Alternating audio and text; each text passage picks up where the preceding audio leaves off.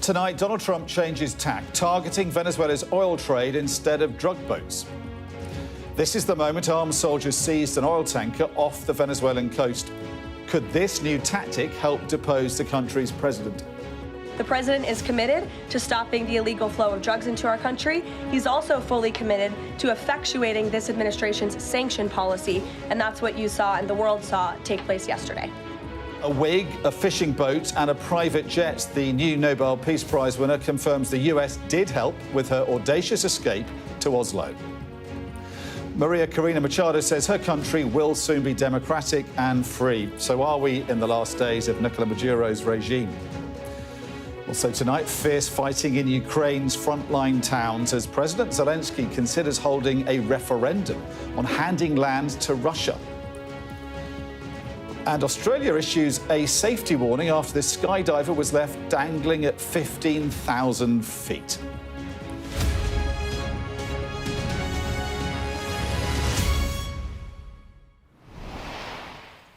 Good evening. US troops in action seizing a Venezuelan oil tanker on the high seas.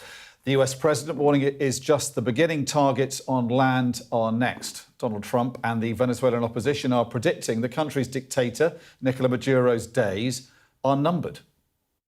Very talented, experienced and honest professionals within Venezuela and abroad are working together, and we have the plans and teams ready to take control on day one. Up till now, the pretext for military action has been the country's alleged drugs trade, but its massive oil reserves are surely a bigger prize. Sound familiar? Is Donald Trump, who campaigned on ending US foreign wars, about to unleash a new one in America's backyard? That is the question tonight, with events moving fast. We'll also assess how important Venezuelan oil is to the global market. But let's get started tonight with our first report from US correspondent David Blevins. They swooped as dawn broke, US forces landing on the deck of an oil tanker. They claimed the vessel, named the skipper, was funding foreign terrorism by transporting sanctioned oil. Venezuela called it international piracy. Not so, says the White House, defending the audacious raid. The Department of Justice requested and was approved for a warrant to seize a vessel because it's a sanctioned shadow vessel known for carrying black market sanctioned oil to the IRGC, which you know is a sanctioned entity. So the president is committed to stopping the illegal flow of drugs into our country. He's also fully committed to effectuating this administration's sanction policy. There's a huge US presence in the region. Warships, a nuclear submarine and F-35 jets. All designed, it seems, to put pressure on Venezuela's president. But Nicolas Maduro doesn't look or sound like a man under pressure. His government, defiant. Lo que ellos quieren es robarse nuestro petróleo. What they want is to steal our oil, to steal our gold. They want to steal our gas. They want to steal our water because they don't want to pay. And why don't they pay for it? Because they are thieves. They're accustomed to that. The US has bombed more than 20 boats, killing nearly 90 people, framing it as an operation against drug traffickers. But the interception of this tanker could have wider implications, and the Trump administration is facing questions on Capitol Hill. Just the drugs that the Coast Guard has been able to interdict on the waters since that President Trump has been in office has been enough lethal doses of cocaine to kill 177 million Americans. That's 2/3 of our country. The seizure of this oil tanker casts fresh doubt on President Trump's stated reason for the boat strikes and military build-up. One Democratic senator says it's a big lie and that this development is evidence that this is really about regime change. It has certainly upped the ante, striking images of armed troops descending from Nighthawk helicopters, bearing the hallmarks of a precursor to further military intervention. David Blevins, Sky News in Washington. Well, more from David in a moment. But first, what do we know about the seized tanker? It's called Skipper, and it spent years trying to avoid detection, going under the radar using a method called spoofing.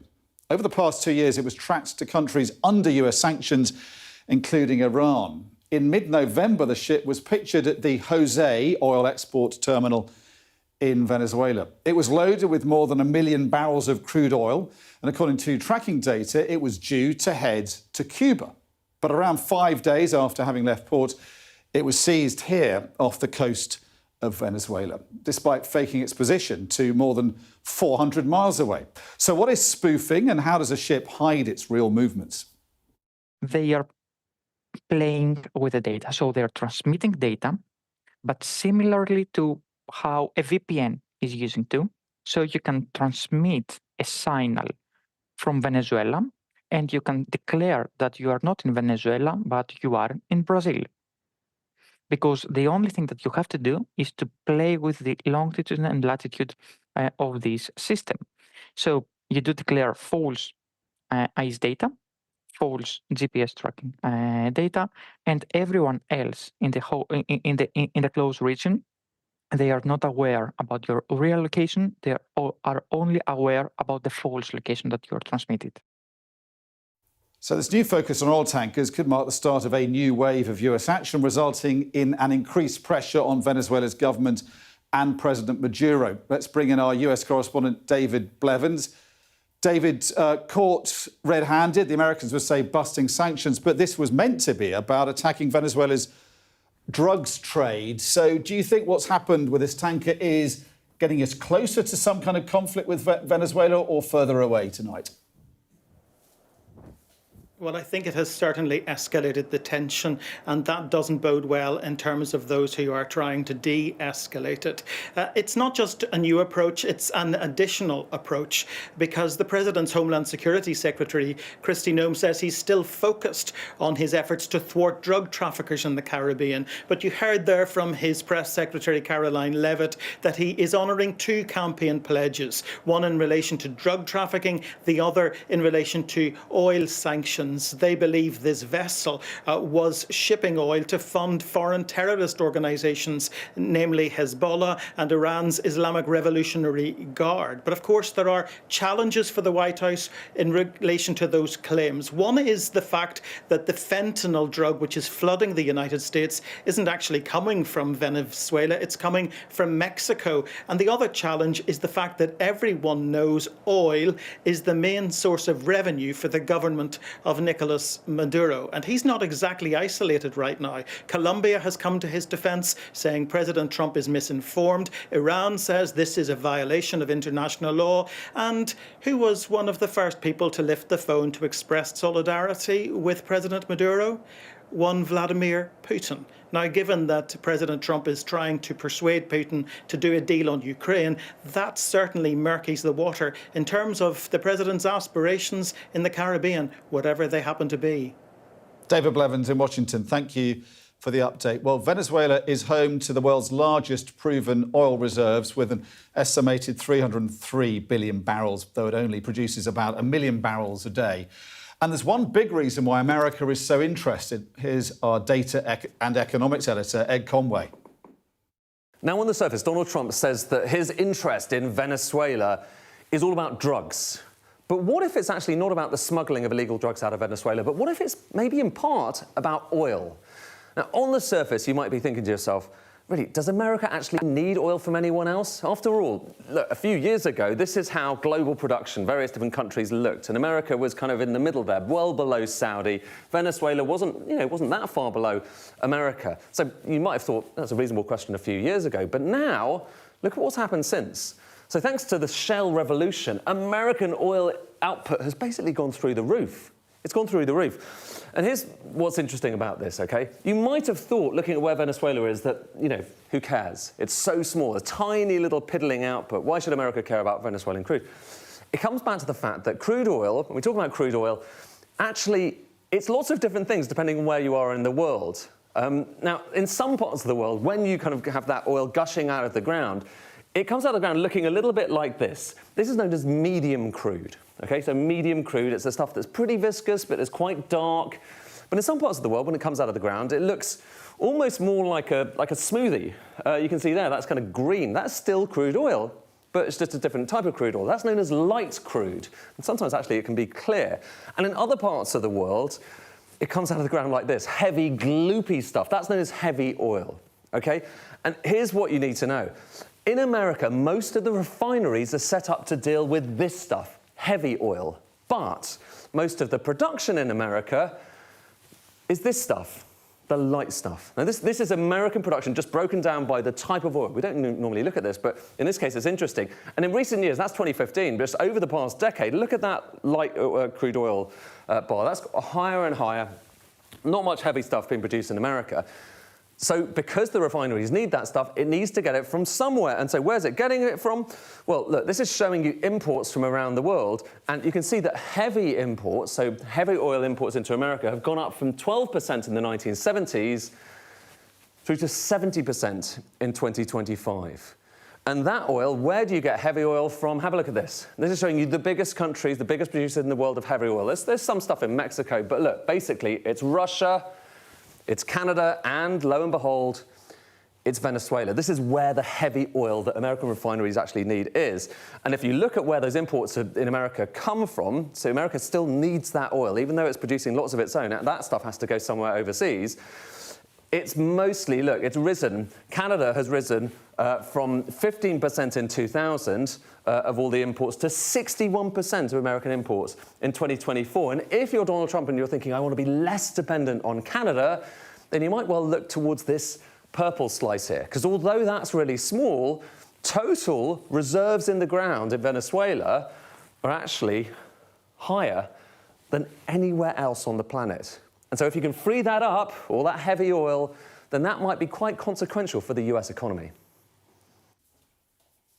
Well, joining us now is James Story, who was the US ambassador to Venezuela from 2018 to 2023. Ambassador, thank you so much for joining us tonight. I mean, some people would say we've seen this movie before, we've followed this script before, America eyeing up another country with huge oil reserves, but coming up with a kind of pretext for getting involved. Is that what we're seeing here? And are we going to see something similar, some kind of invasion of Venezuela or some kind of military action at least? Well, let's start with the why. And I think it's important. What I just witnessed is reporting, it was a paint by numbers that ended up with a Frankenstein's monster of data points that didn't really make a lot of sense to me. We have a very good partner in Canada. We can import the oil from Canada that we need to. Venezuela produces extraordinarily small amounts of oil. It would require $120 billion over 20 years to get production back to where it was. So that's not the short-term imperative. 25% of the population of Venezuela has fled that country. Most of those people are just seeking a better life. They're good people, but it still is a destabilizing impact across the region. Meanwhile, you have a group that's a criminal organization masquerading as a government there in Caracas, involved in narcotics trafficking. They have an indictment for crimes against humanity in the International Criminal Court. Just this week, they killed a former governor who's a political operative for Maria Corina Machado, somebody they put in jail because of his political views. So let's be clear what we're talking about. This is an issue of regional stability. It's an issue of human rights. It's an issue of democracy. I think oil is probably the 8th or 9th reason down the list, to be honest with you. OK, but for whatever reason, do you think Donald Trump is interested seriously in regime change? And from what you're saying about Nicolas Maduro, who we're seeing here yesterday, kind of defying what the outside world was saying about him, as we've seen many times before, if that is what happens, he's got it coming, has it? Is that what you're saying? Well, I'm saying that 70% of the people in Venezuela went out in a very unfree and unfair election and voted him out of office. They've done everything. And now we have Maria Corina Machado, the head of the opposition in Oslo, receiving her Nobel Peace Prize. A juxtaposition between the good side of history and the bad side of history couldn't be more stark. This is about regime change. 100% it is. It's not about counter-narcotics. I'm sorry. You don't put 10% of the U.S. Navy, these types of warships in the Caribbean, talking about counter-narcotics operations. That they're there to send a very strong message to those people around Maduro that his time is up. How difficult is this going to be, though? We had your old boss, I think, Todd Robinson, on yesterday, who I think was your boss until he had to leave Venezuela. He was saying, you know, actually, the fact that the administration has gone after a a tanker using the Coast Guard initially is a sign that we could be stepping away from the military zone and realm for now, but he expects it possibly to get more kinetic later. Venezuela, though, he and our other guests were saying, is a very difficult nut to crack. However you feel about Maduro, it would be very difficult to go in there and remove him in a military sense. Absolutely not. I think the easy part here is Maduro exiting the stage. I would disagree with Ambassador Robinson. I believe that this is opening up yet another front of pressure on the Maduro regime. And I would point out that the UN Convention on the Law of the Sea allows for international taking or boarding of vessels under certain circumstances: piracy, slavery, terrorism, in stateless vessels. This was a stateless vessel flying a Guyanese flag when Guyana did not have them on the registry. So this was a righteous judicial taking. Now the question I have is this going to be more broad going forward or less broad? And the part of getting Maduro out of power is the easy part. Now I submit restoring institutions in the country and restoring democracy, that's going to be a challenge. OK, Ambassador, so you're saying that's easy, but how does that happen? Is it an invasion? Is it trying to encourage middle-ranking army officers to rise up against Maduro? Because previous coups have failed and army officers have ended in jail. Why is it so easy? And if it is, how would you plan to do it? Well, I don't think that an invasion is in the cards. We don't do invasions lightly. We would be talking about 150, 200,000 troops on the ground. I don't see that. Targeted strikes against regime insiders, encouraging Maduro to leave, is an opportunity. I think this is actually part of it as well, because by going after oil, if this decreases the amount of income to the regime, they remain in power. Maduro remains in power because he allows them to traffic in gold, traffic in drugs, and traffic and receive receipts from oil. To the extent that you're drying up his ability to pay for the people that keep him in power, you probably begin to change the calculus among those people. Hey, my life could be better were Maduro gone. So I think this is just a continuation of that kind of messaging, ramping up of the pressure. I anticipate some kind of kinetic activity inside of Venezuela in the coming weeks. And you know Venezuelans well, having been based there. How are they going to take that? Are they going to be horrified at their country being attacked and rally around this leader they most of them despise but might feel patriotic duties to, or will they rise up against him? I don't believe anybody has a lot of love for Maduro. It's pretty clear that he's remained in power as an accidental head of state, if you will, due to the support of the Cubans and the support of certain members within the military and other parts of this criminal organization that kept him around. There are plenty of bad actors in that country who continue to benefit because Maduro's there. The Cuban government itself obviously has colonized Venezuela. They want to keep Maduro around. They get the free hydrocarbons. Even this shipment, the skipper, was on his way to Cuba with a free load of oil, probably to be laundered and sold on the international market. But there's very little likelihood of an outpouring of grief over the departure of Maduro. I'd like to see him leave. Listen, I'm a former diplomat. I don't want to see hostilities break out. I think we can negotiate something here, but the negotiation has to be focused on his departure and the restoration of democracy in the country, not his continuation as head of a criminal organization there. But what you're also saying is that when he goes, if he goes, actually what happens after that is not going to be plain sailing.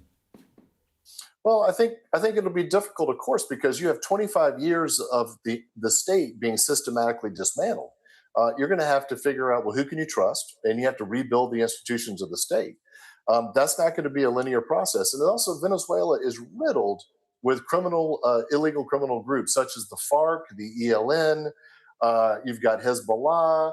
You also have the Tren de Aragua. They had colectivos, this kind of judicialized local people who've been deputized, to go out and terrorize the political opposition. All of those people have to be dealt with. So for me, a broad attack against the military is probably unwarranted because you need the military during a transition and into the future to secure a modicum of stability and security in the country as the country rebuilds itself. Ambassador James Story, thank you very much. We'll leave it there for now, but great to get your insights into what is a developing story in Venezuela. Thank you. Thank you for having me. You're watching The World with me, Dominic Waghorn. Still to come, After months in hiding and a daring escape, Venezuela's opposition leader arrives in Oslo to receive the Nobel Peace Prize.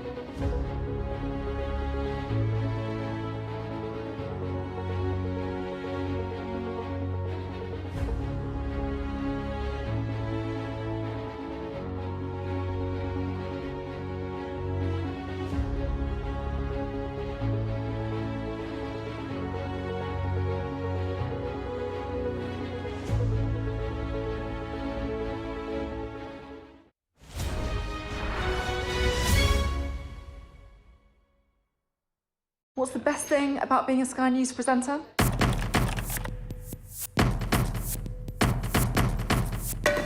We've done the work and the reading, so you don't have to. Being a Sky News presenter. Hello and welcome. Westminster, the heart of British politics. I'm so sorry about what happened to you. So what on earth is going on? It's not true. Can I tell you what I think? It's really unusual. Mornings with Richard and Frost. Let's crack on. Let's get started. What's the best thing about being a Sky News journalist? Who's funnier? Being a Sky News journalist. A special edition of The World with me, Yalda Hakim. Pakistan has the right to respond. You're like, what? A historic day here today. Congratulations, this is a huge moment. But what happens now? The best thing about being a Sky News journalist? They call him the king of the jungle. Being a Sky News journalist. Yusra Al-Baghir has this report. And this is what's left of it. As a woman of colour, how did the Harris campaign speak to you? People risk their lives to speak to us for this report. Mr. Zuma, Sky News. We're trying to see as much as we can. Welcome back. Well, her escape involved a network of activists, a disguise, a trip on a fishing boat and then a private jet. But in the early hours of this morning, Venezuelan opposition leader Maria Corina Machado arrived in Norway in order to accept her Nobel Peace Prize. She was given the award for her efforts to challenge the authoritarian government of President Nicolás Maduro. And today she vowed that her country will soon be democratic and free. Here's Alistair Bunkle's report from the Norwegian capital. Maria Corina Machado eventually arrived in Oslo in the early hours of Thursday morning.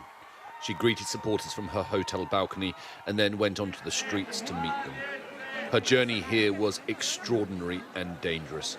We don't know most of the details, although it's believed she was smuggled out by fishing boat and in disguise to the Caribbean island of Curacao and then by private jet to Norway.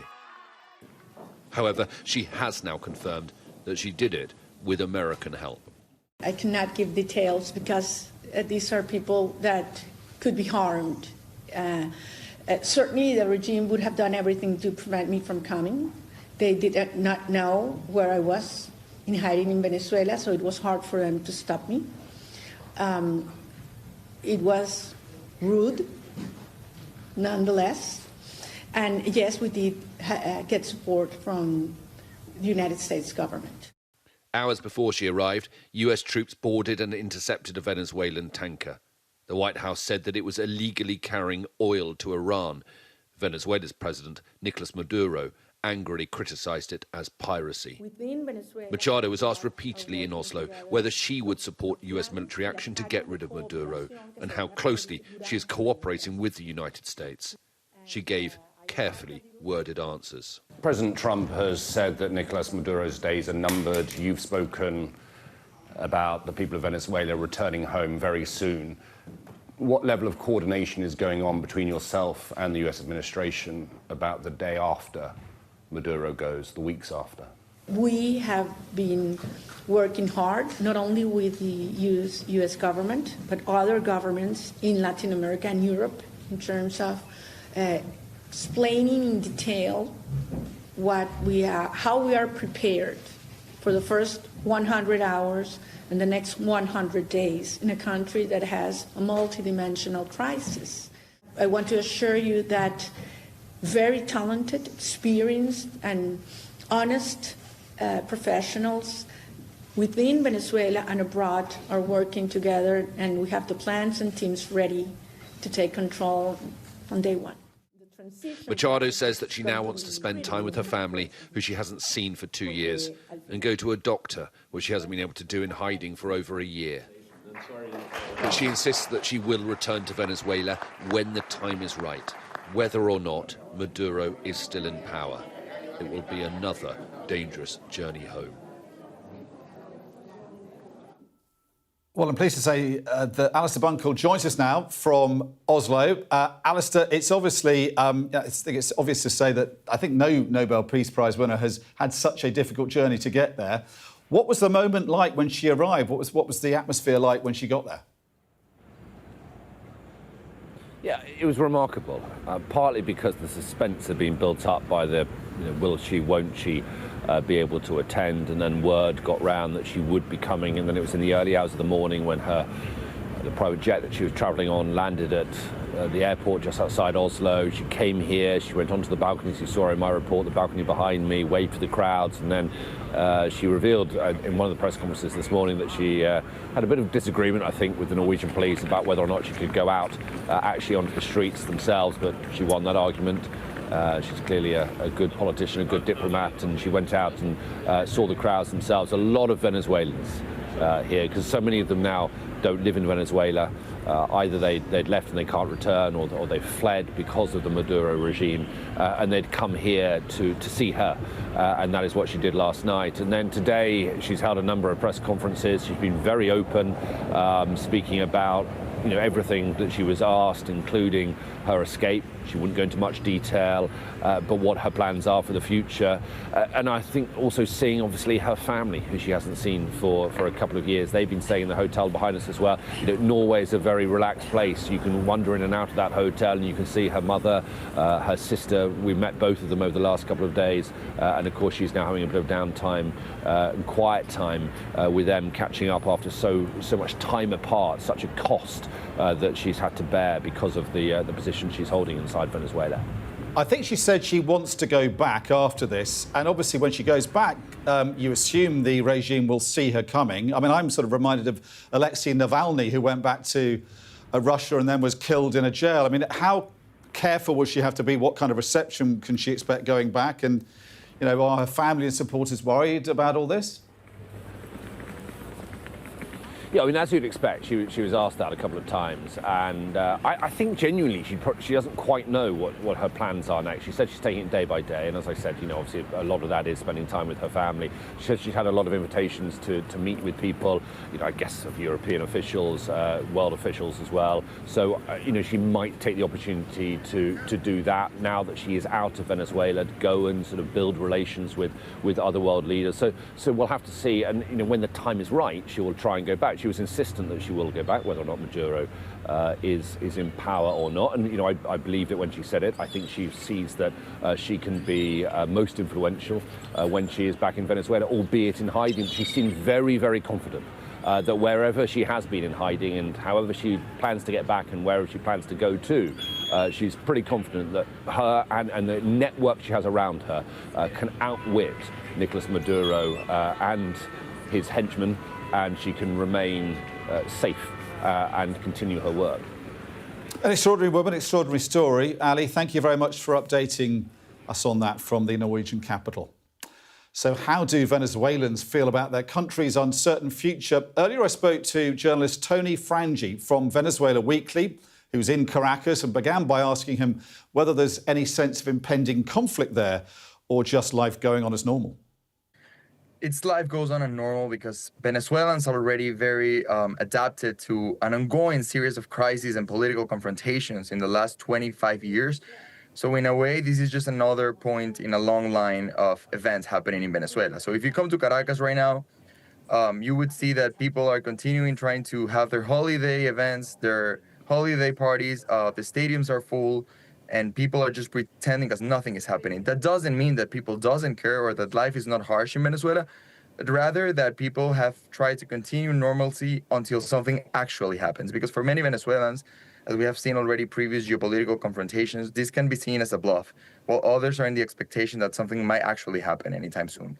Where you are in the Venezuelan capital, are you seeing anything that suggests that the country is putting itself onto more of a war footing? And are you seeing any kind of military activity from the Americans? Not really. You're going to see more checkpoints by the police, perhaps by the National Guard. The government has definitely mobilized some military assets to the military bases and airports, but nothing beyond the quite ordinary, to be honest. If you come to Caracas, you wouldn't think this is a country with warships of the U.S. off the coast and you know, weekly U.S. plane incursions into Venezuelan aerial territory. So in a way, life hasn't changed that much despite a heightened political tension and, of course, the indirect impact that this has brought to Venezuelans. For example, the cancellation of commercial flights, which has affected a time of the year in which many people go abroad to visit their family in Venezuela's 8 million strong diaspora, or many people from the diaspora also come back. So in a way, conflict has halted many usual or ordinary things, but most of the time people are just going on with their lives as if nothing is happening, because this has already become a month-long event of, 3 months of escalation with the U.S., which has already led to some sort of new normal or adaptation to the geopolitical situation right now. So in a sense, people are taking it in their stride, but in the background, are people sort of under the surface, are they worried? Are they concerned about what could be about to come their way? I don't know if people are concerned, if that would be the word, but more interested in what might happen. Of course, opinions vary between people, but the thing in Venezuela is that after the last elections we had, in which there's overwhelming evidence that the opposition actually won by a landslide and the government didn't accept those results, a state of fear followed because there was a major crackdown on civil society. So in Venezuela, it's uncommon nowadays to actually find people in public talking about this stuff or on mass media. So people are really interested, people are following the news on this, but it's mostly a private, intimate conversation or something you see on social media, not on the radio or TV. Where, for example, Maria Corina Machado, the opposition leader, won the Nobel Peace Prize, but if you put the TV here or the radio stations here, no one is talking about the Nobel Peace Prize because of censorship. So in those more intimate, private conversations, what are people saying? Are people expressing a hope that the Maduro regime could be coming to an end? Trump says his days are numbered. Is that kind of expectation shared? Is there a hope amongst Venezuelans that there could be change on its way? I would say there's like 3 types of opinions I've seen in people. On the first hand, as you said, there's definitely some sort of whispered hope that things might change. If people do want a peaceful change, they would prefer that there could be some sort of settlement before it comes into war or bombs. But there's definitely many enthusiasm and hope among people. And you can see that in regional polls too in Latin America. The idea of a U.S. intervention to oust Maduro is seen with good eyes by a majority of Latin Americans, according to a recent Bloomberg poll. There's also people that think this is all a bluff, and they're expecting that nothing will actually happen, that this is just another theatrical confrontation that won't change stuff. And then there's a small minority which is a bit ambiguous on what's happening, but they fear that this might lead into violence or into, a major confrontation. And I think this all happens because for many Venezuelans, so many rounds of failed negotiations, of failed elections, of failed protests have led many people to actually look for a desperate solution to a very, complex problem in Venezuela. We're talking about a country where 25% or more left, where we have a triple-digit inflation, where groceries are extremely expensive for most people, and where a big chunk of the population in a very unequal country still suffers from humanitarian needs. So many Venezuelans are desperate for change. And sometimes when you're desperate, you're going to look for desperate solutions. Tony, it's so good to hear from you, because we hear from Venezuelans outside of the country. We hear a lot of foreign policy experts talking about your country, but it's so good to get your insights because you're inside the country. Give us an idea, how hard has it been living in a country that has been so badly run economically, where, as you say, 7 million people have left Venezuela? How tough has that been living there? Well, Venezuela, you have to understand that it's a very unequal country. So you have a lot of, income inequality, but also regional inequality between Caracas and the rest of the country, and also inequality between economic industries. So in a way, Venezuela is like a mosaic. Sometimes you can go to Caracas and you wouldn't think there's a humanitarian crisis, but then you can go in the countryside and you'll find towns where food is scarce or where children are suffering from malnutrition. No matter at what point in this mosaic you are, you're going to be affected by rising inflation. Of course, the closure of civic space has stifled the voices of many people here, and the conversation is increasingly, restricted. And of course, the whole, both the mismanagement, the sanctions, and the resulting exchange market has definitely affected people's incomes and the way they manage their currency and the currency exchange. So either way, the economic situation in Venezuela is sometimes like walking in a financial field of mines or minefield, Well, that was Tony Frangi speaking to me earlier tonight from Caracas, the Venezuelan capital. This is The World, still to come. Zelensky outlines his new plan for peace in Ukraine as the head of NATO warns of war between Russia and Europe.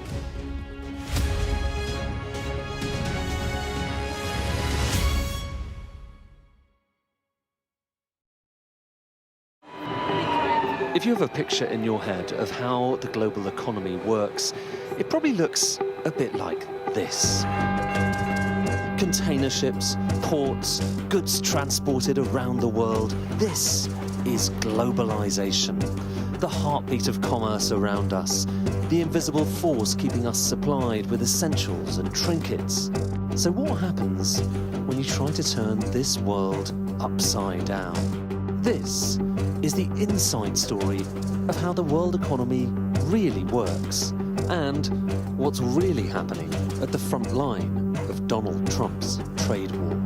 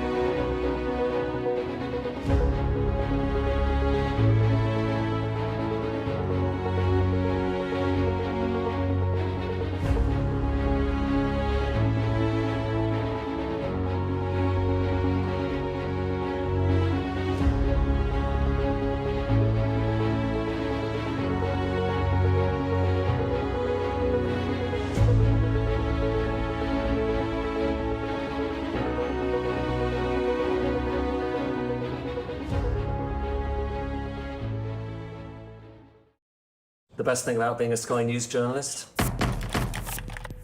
I'm going to take you behind the scenes here for Election Night Live. They have gone up and up. Being a Sky News journalist. Ed Conway, Sky News, is anyone going to talk to us? Mortgage rates did go up very sharply during your time in office. Here it is. First off, just the scale of what we're looking at.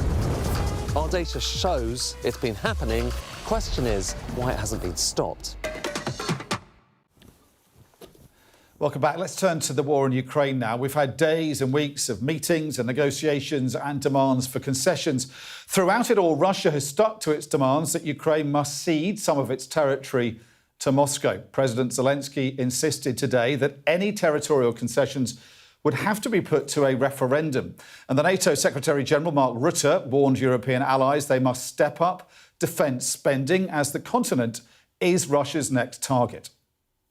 Russia has brought war back to Europe, and we must be prepared for the scale of war our grandparents and great-grandparents endured. Imagine it, a conflict reaching every home, every workplace. Destruction, mass mobilization, millions displaced, widespread suffering and extreme losses. It is a terrible thought. But if we deliver on our commitments, this is a tragedy we can prevent. We'll have a look at these images next. Ukrainian drone forces say they destroyed an entire Russian column during a counterattack in the key frontline town Pokrovsk. The Ukrainian military says its forces remain in control of Seversk in the Donetsk region, despite the Kremlin claiming Russian troops have captured the town today. This is what Vladimir Putin had to say. The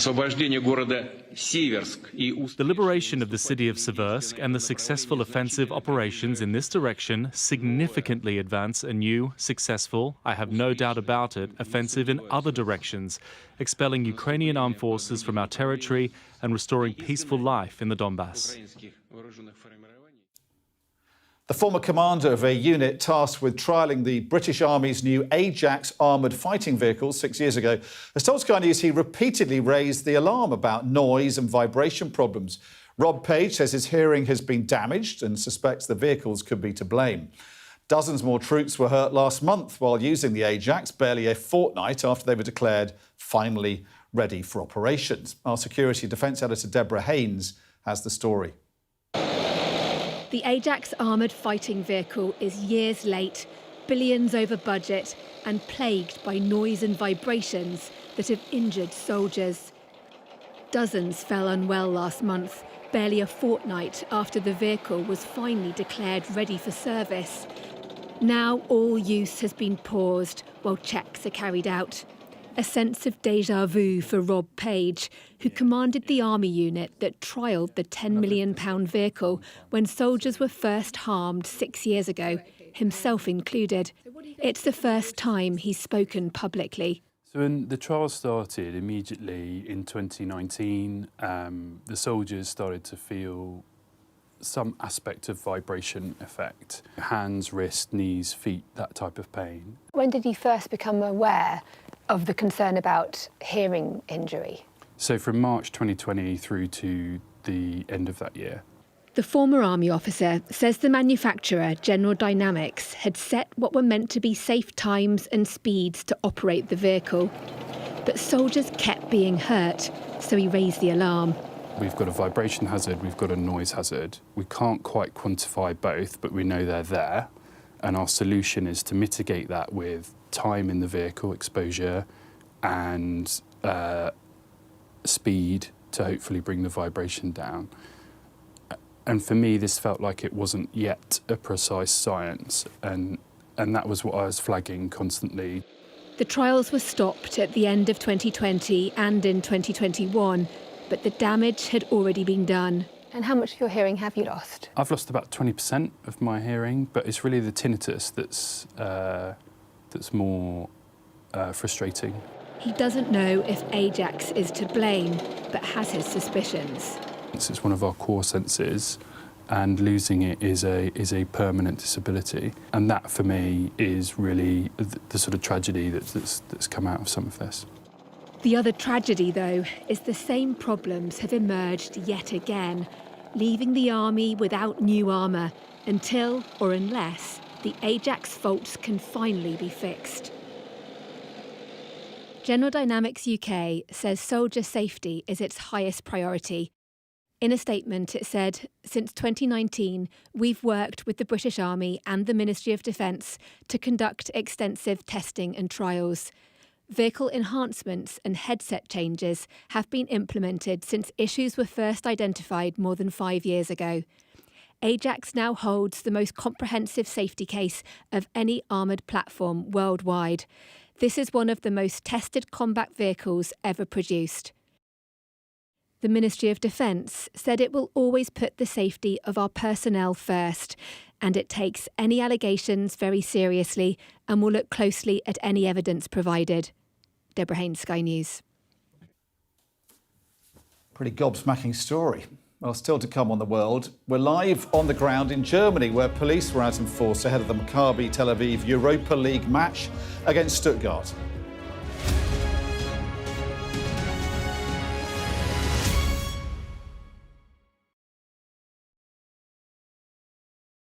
What's the best thing about being a Sky News presenter?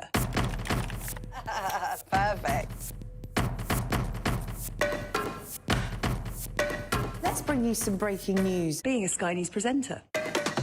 I began by asking, thank you so much, trusting us to tell her story. The battle for number 10. Sky News has been given exclusive access. Let me give you a sneak peek. It was the day those present would never forget. Why did you decide to open up and tell your story?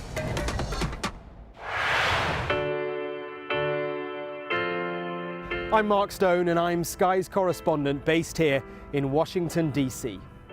We'd been warned that we would meet people in the lowest moment of their lives. Their story is one of fundamental American failure. Well, a slow drive for the president as he approaches his golf club, but I have to say there are more media here than there are supporters. We love Trump! I've witnessed the remarkable passion for politics here, but the anger too. This is just the audience that Joe Biden wanted. Is this the moment to reform gun laws? You know, it's easy to go to politics. But it's important, it's at the heart of the issue. For all the talk of a toned-down, humbled Trump, yes, maybe there was just a little less rhetoric, a little less divisiveness, but in the end it was the same rhythm, the same speech, the same man. All them people that died in Russia and Ukraine, they'd still be alive today if Donald Trump was president. If it was my wish, have a businessman that's strong like Trump, but maybe just doesn't say as much, you know? We are under Israeli military restrictions in terms of some of the things that we can film, but it's important to be in there. What we've been allowed to see over here is a humanitarian corridor. Free wherever you get your news. A young American medical student is making remarkable things happen. I've seen a lot of difficult things, and honestly, it breaks my heart. These children don't deserve that. I don't think there's a single Arab I know who isn't seriously disturbed by what's going on. And so they gathered for this wonder of nature. I'm very excited right now. This is an extraordinary moment beyond anything I could have expected. Sky News, get the full story first. What's the best thing about being a Sky News presenter?